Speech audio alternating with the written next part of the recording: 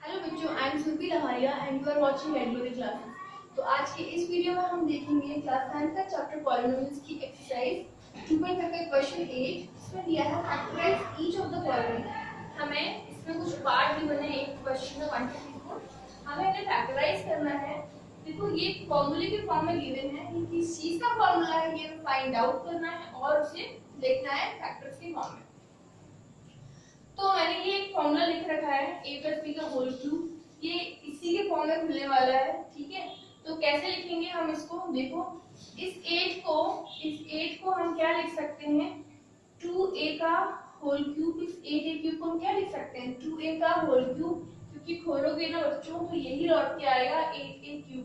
तो मैंने इसको ऐसे लिख दिया क्योंकि मुझे इसको इस फॉर्मूले के अकॉर्डिंग बनाना है ताकि a प्लस बी का होल क्यूब आ सके। ठीक है, तो b की जगह पे b का क्यूब, अब है 3a स्क्वायर b, 3 की जगह पे 3 लिख दिया हमने। a की वैल्यू हमें क्या समझ में आ रही है, यहाँ से हमने 2a निकाली थी ना, तो 2a का स्क्वायर कर दो, b स्क्वायर है और b की जगह पे b ही है। ठीक है, आगे बढ़ते हैं। 3 की प्लेस पे 3, a की वैल्यू कितनी है 2a और b की वैल्यू है b ही है, तो b का स्क्वायर। ठीक है, तो आप खुद देखो ये इस फॉर्म में बन गया ना पूरा का पूरा। तो a की जगह पे हमें क्या मिल रहा है, a की जगह पे हमें मिल रहा है 2a और b की जगह पे हमें मिल रहा है b, और पूरा फॉर्मूला किस फॉर्म में बन रहा है, 2a प्लस b का होल क्यूब। ठीक है, अभी क्यूब के फॉर्म में है तो हम इसे फैक्टर्स के फॉर्म में 3 बार खोल के लिख सकते हैं, क्योंकि पावर कितनी है, पावर 3 है, तो हमने इसको 3 बार खोल के लिख दिया। तो ये इसका हो गया आंसर।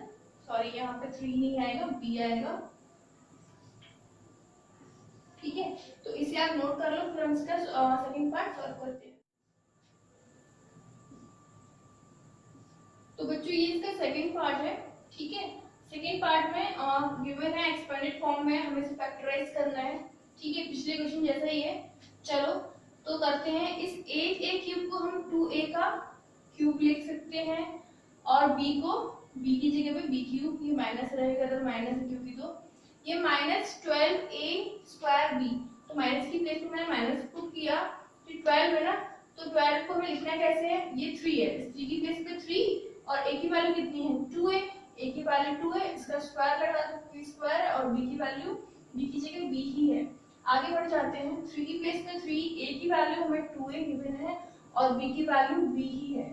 ठीक है, अब गौर से देखो, ध्यान से देखो, ये 2a माइनस बी का होल क्यूब बन रहा है। अगर आप इसे खोलोगे तो ये 2a माइनस बी का होल क्यूब ही रहेगा और इसको हम फैक्टर्स के फॉर्म में लिख सकते हैं। ठीक है, सिंपल।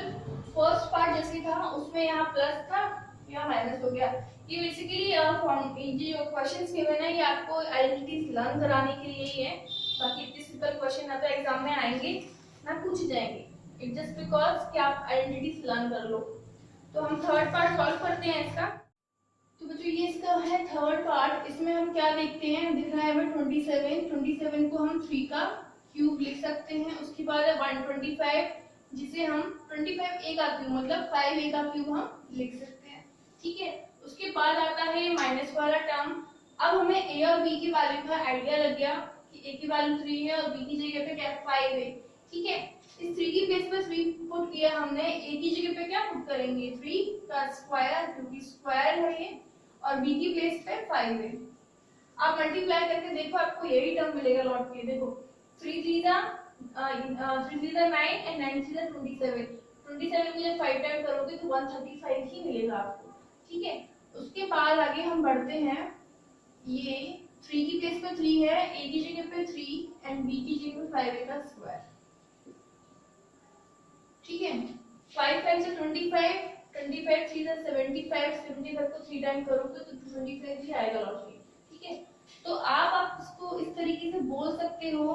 देखो पूरा पूरा ये यही है, हमने बस स्प्लिट कर दिया है थोड़ा सा, तो सिर्फ 3 माइनस 5a का होल क्यूब लिख सकते हैं ना, कोई प्रॉब्लम नहीं है। खोलोगे 3a माइनस 5a का होल क्यूब तो यही लौट के आएगा।